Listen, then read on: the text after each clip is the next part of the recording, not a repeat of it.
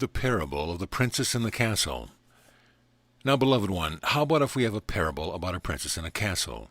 You know what a castle is. You know what royalty is. This is a story about the princess of a royal family. Once upon a time, before time was, there was a being, a holy being, who in its desire to know itself decided to see itself in a mirror, and in looking in the mirror brought forth a belief that there could be two instead of one. Now it was still one, knowing itself to be two, and we call this twosome a male and a female, a king and a queen, royalty, holy beings. They desired to have offspring, to bring forth a child, and so they did. A beautiful princess was born, having all the qualities of the king and all the qualities of the queen, because after all, it was one being experiencing itself as two, and now they were three.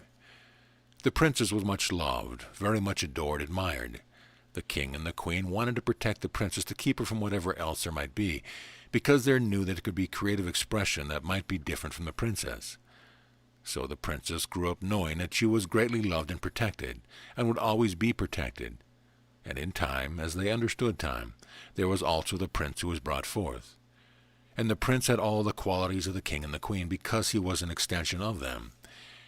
He looked upon his qualities, and he wanted adventure. So in time he left the castle and went out to adventure, to experience, to see what else was out there, but the princess stayed in the castle.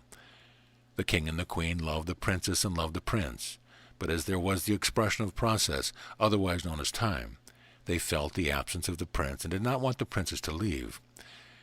So the princess was well guarded and kept in the castle, where she remains even to this day. The princess looked upon herself to see what quality she had. She saw how the prince had been enamored with the idea of adventure, but this was not quite what she wanted. She looked inside of herself and discovered that there were qualities there that were of intuition, precognition, love, what you would call now in this day and time the divine feminine. The divine feminine for a long time now has been kept guarded in the castle, so that no harm would come to her. But this is not what she wanted, and even today is not what the princess desires. She wants to know for her qualities, and she wants to come out of the castle to be known for the qualities that are now awakening within many of you. You have adventured many lifetimes as the prince. You have called forth experiences that allowed within the human realm the adrenaline to rush. You have known and created many examples where you could be the strong masculine.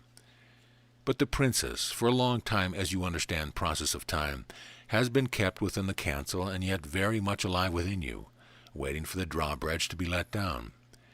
You are now coming to the place where you understand feeling that the world does not understand, knowing that come to you, and you do not know where these knowings come from, visions that come to you, perhaps instantaneous, sometimes longer, sometimes in a long dream as it would be.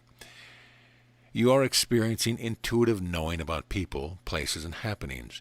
You can move forward in time. You can move in the inner realm to what you would see a future to be, and you can call forth the qualities of the princess and allow her to come out of the castle now to help you make an expanded understanding of the divinity, even of the world as this world yet sees itself to be quite chaotic. You call upon her qualities when you meet a friend, and there is the hug that is given. There is the warmth, the smile, the support. She comes rushing forward to meet you. She comes rushing forward to greet another one as you give them the understanding that, I know who you are. And you look upon one another, and you see the Christ of them. You see the divine being of them. The princess then is allowed out of the castle. The princess for a long, long, long time, as you measure time, has been kept hidden in the castle, because the world seemed fit only for the prince, the adventuresome one, the strong one. Now the princess is also strong, but her qualities are more gentle, and so she has waited until there would be welcome for her qualities. Now is the time. Allow yourself to invite the princess and the qualities that she embodies, that she symbolizes, to be very much working in your life. Already there have been times when you had to call upon strength that the world did not understand, qualities that the world does not teach and does not value. That is the princess, the intuitive gentleness, the knowing that goes beyond just the physical, or the knowing that goes beyond what has been known into the knowing of the divine self. So allow the princess to be very much alive in your thought process.